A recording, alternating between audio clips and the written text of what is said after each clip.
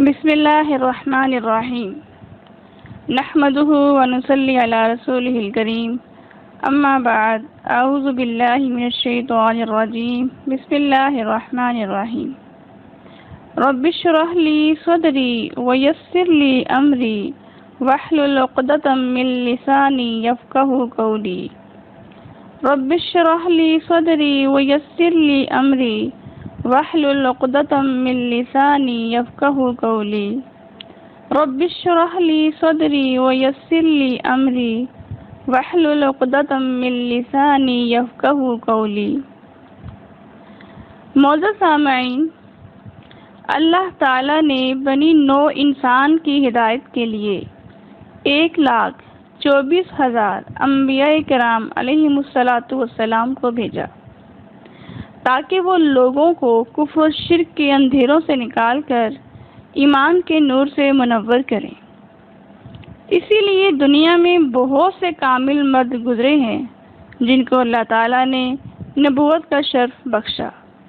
لیکن خواتین میں سے بہت کم کامل خواتین ہوئیں، اور ان کامل خواتین میں احادیث مبارکہ میں خاص طور پر حضرت مریم علیہ السلام، حضرت خدیجہ رضی اللہ تعالیٰ عنہ، حضرت عائشہ رضی اللہ تعالیٰ عنہ اور حضرت فاطمہ رضی اللہ تعالیٰ عنہ کا ذکر آتا ہے۔ انشاءاللہ حسب توفیق ان میں سے ہر روشن تابندہ شخصیت کے بارے میں ہم تذکرہ کر کے اپنے ایمان کو تازہ کریں گے۔ معزز سامعین، 10 رمضان المبارک کے حوالے سے میں آج سیدہ خدیجہ رضی اللہ تعالیٰ عنہ کے بارے میں گفتگو کروں گی۔ تو ہم سب سے پہلے بات کرتے ہیں آپ کے نام و نسب کے بارے میں۔ ان کا نام حضرت خدیجہ الکبریٰ رضی اللہ تعالیٰ عنہ تھا۔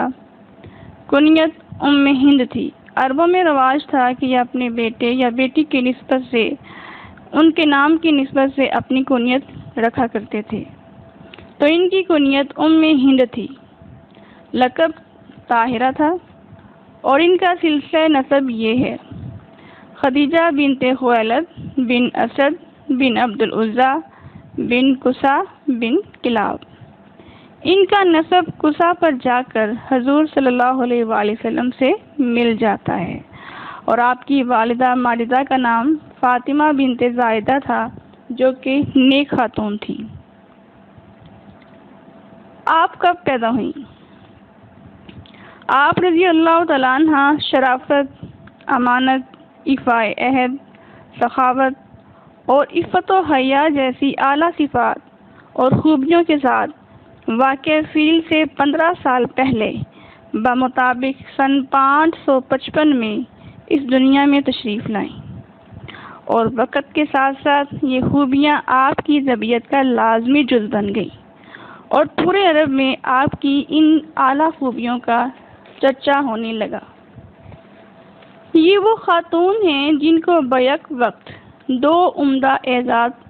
ملنے کا شرف حاصل ہوا۔ نمبر 1، خواتین میں سب سے پہلے اسلام قبول کرنے کی وجہ سے یہ اسلام کی خاتون اول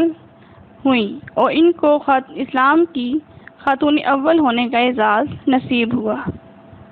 نمبر 2، نبی کریم صلی اللہ علیہ وآلہ وسلم کی پہلی بیوی ہونے کا اعزاز بھی ان کو حاصل ہوا۔ نکاح۔ آپ رضی اللہ تعالیٰ عنہ چونکہ تاجر تھیں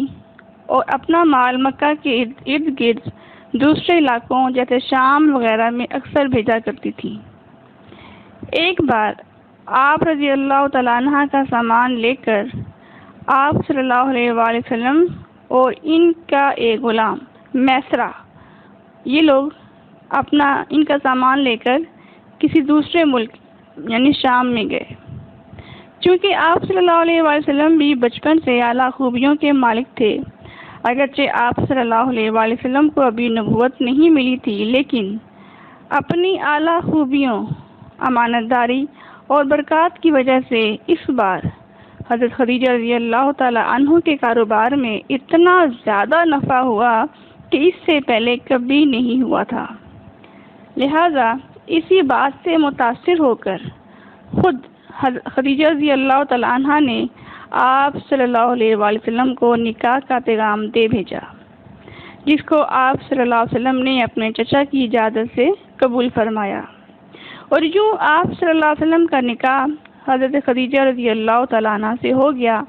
یاد رہے کہ نکاح کے وقت حضرت خدیجہ رضی اللہ تعالیٰ عنہ کی عمر 40 سال تھی اور آپ صلی اللہ علیہ وسلم کی عمر صرف 25 سال تھی۔ معزز سامعین، اب ہم بات کرتے ہیں ان کی سیرت کے بارے میں۔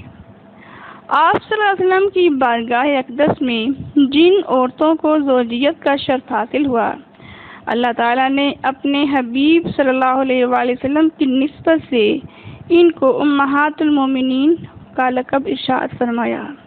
یعنی مومنوں کی مائیں۔ سورہ احزاب میں ارشاد ہوتا ہے، بسم اللہ الرحمن الرحیم،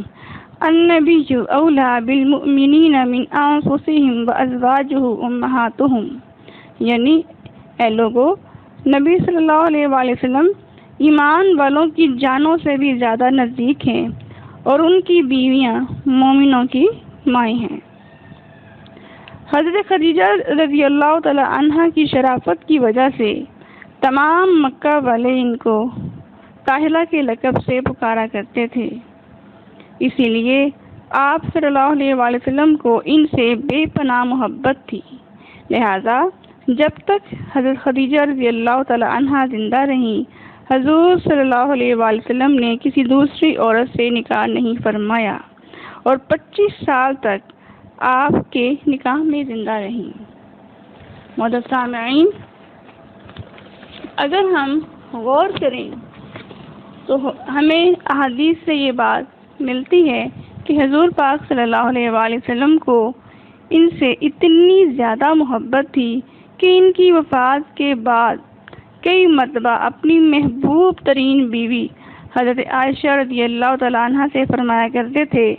اللہ کی قسم خدیجہ سے بہتر مجھے کوئی بیوی نہیں ملی، کیونکہ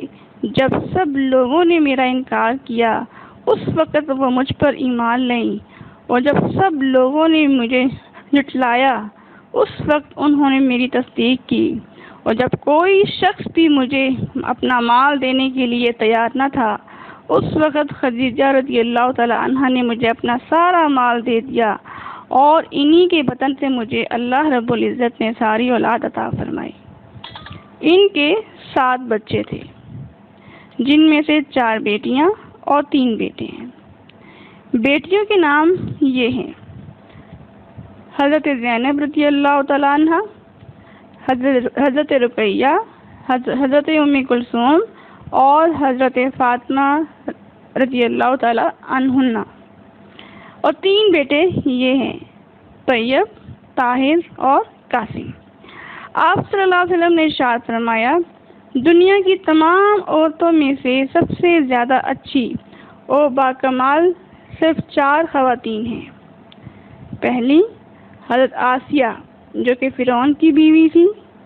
دوسری حضرت مریم جو کہ عیسیٰ علیہ السلام کی والدہ ہیں، تیسری حضرت خدیجہ رضی اللہ تعالیٰ عنہ، اور چوتھے نمبر پر حضرت فاطمہ جو خاتون جنت ہونے کا شرف رکھتی ہیں۔ معزز سامعین، صحیح بخاری کتاب مناقب الانصار میں یہ روایت ہے، جس کا مفہوم ہے کہ ایک مرتبہ حضرت جبریل علیہ السلام دربار نبوت میں حاضر ہوئے اور عرض کیا کہ اے محمد صلی اللہ علیہ وآلہ وسلم، یہ خدیجہ ہیں جو آپ صلی اللہ علیہ وسلم کے پاس ایک برتن میں کھانا لے کر آ رہی ہیں، جب یہ آپ کے پاس آ جائیں تو ان سے ان کے رب تعالیٰ کا اور میرا یعنی جبریل کا سلام کہہ دیجئے، سبحان اللہ، اور ان کو یہ خوشخبری سنا دیجئے کہ جنت میں ان کے لیے موتی کا ایک گھر بنا ہے، جس میں نہ کوئی شور ہوگا نہ کوئی تکلیف ہوگی۔ گویا کہ معزز سامعین،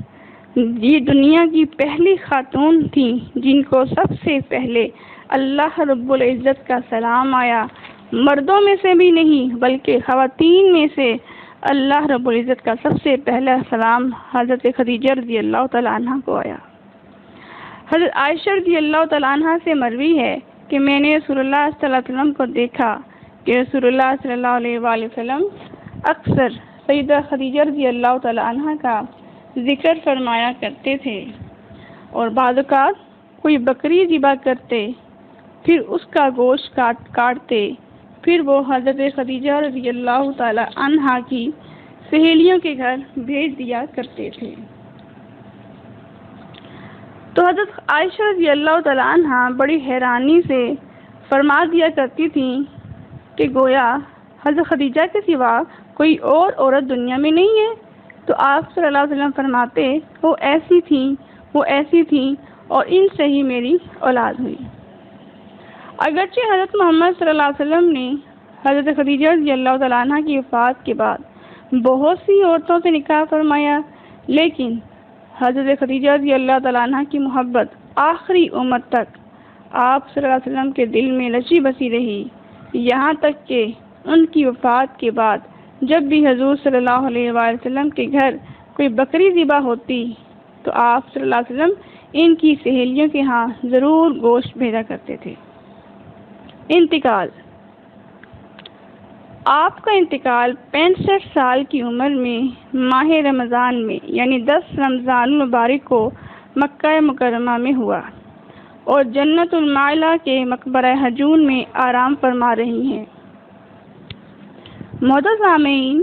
آپ صلی اللہ علیہ وآلہ وسلم نے خود ان کو اپنے دست مبارک سے لحد میں اتارا اور سپرد خاک کیا، اور ان کے انتقال سے 3 یا 5 دن پہلے حضور صلی اللہ علیہ وسلم کے چچا ابو طالب کا بھی انتقال ہوا تھا، اور یہ حادثہ بھی پیش آ گیا۔ اسی وجہ سے آپ صلی اللہ علیہ وسلم نے اس سال کا نام عام الحزن رکھ دیا، یعنی غم کا سال، رضی اللہ عنہ وارضاہا۔ معزز سامعین، ہم نے آج حضرت خدیجہ رضی اللہ تعالیٰ عنہ کی جو سیرت ہے ان کا مطالعہ کیا، تو ان کی سیرت کے حوالے سے بہت سے پہلو ایسے ہیں جو ہمیں سبق کے طور پر ملتے ہیں، جن میں سے کچھ پوائنٹس کا یہاں پہ میں تذکرہ ضرور کروں گی۔ وہ یہ ہے، نمبر 1 کہ عورت خود بھی نکاح کا پیغام اپنے ولی کی اجازت سے بھیج سکتی ہے، جیسا کہ حضرت خدیجہ رضی اللہ تعالیٰ عنہ نے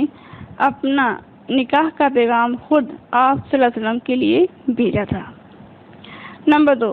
عورت باپردہ ہو کر کاروبار بھی چلا سکتی ہے، جیسے آپ یعنی حضرت خدیجہ رضی اللہ تعالیٰ عنہ مکہ مکرمہ کی تاجر خاتون تھیں۔ نمبر 3، عمر کے لحاظ سے اگر خاتون بڑی بھی ہو جائے تو نکاح کرنے میں کوئی حرج نہیں، جیسا کہ